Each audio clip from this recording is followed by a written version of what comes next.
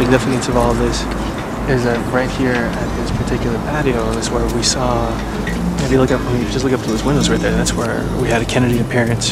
This is where we had presidents of the United States and Mexico meet in this spot in particular. To have an endorsement, any candidate, here is symbolic, because it's basically making a claim that El Paso is behind you and that the legacy of El Paso greats are part of your own trajectory. So to see Joe Moody out here getting this type of support, we're very happy for him, but he's positioning himself in a place in history, and hopefully this is the beginning of many, many great things for his career.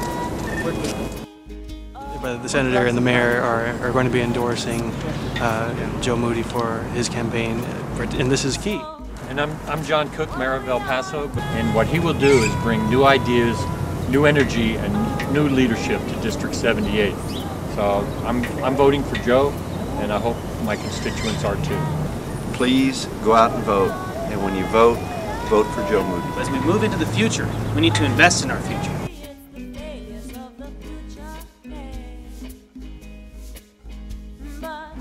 All right, we're here with Joe Moody downtown at the Placita. You chose to use literally the ground zero, the heart of downtown, the Placita. What was your reason in choosing this spot of town? It's a cross section of the past and of the future.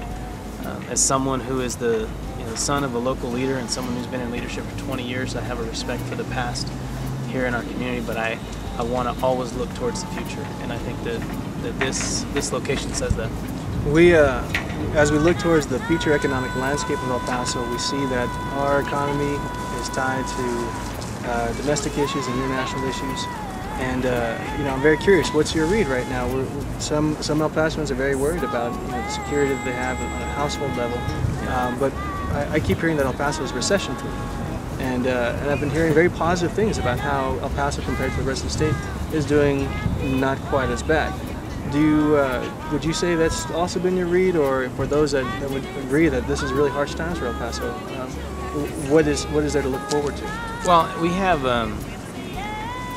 we're not going to get hit as bad as other places around the country and in Texas, and no one should be running around saying the sky is falling, but there are going to be difficult times. I personally know people who have lost their jobs in the last couple of weeks.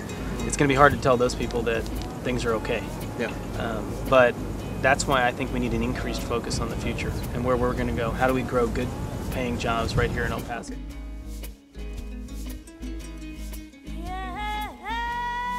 Can El Paso produce job creators, or is it solely going to be a supply of workers for every community, of the region and of the state? I think we have some of the most innovative ideas that grow right here in El Paso, but very often we have people plucked out of our community and go elsewhere. But if we grow the economy to a point where it's profitable to stay here and to try out those ideas right here on the border, and I think that being a border community, we should lead the way on a lot of those issues, because we're seeing a growing Hispanic culture across the United States. Why not right here? Why not right now? So let's live.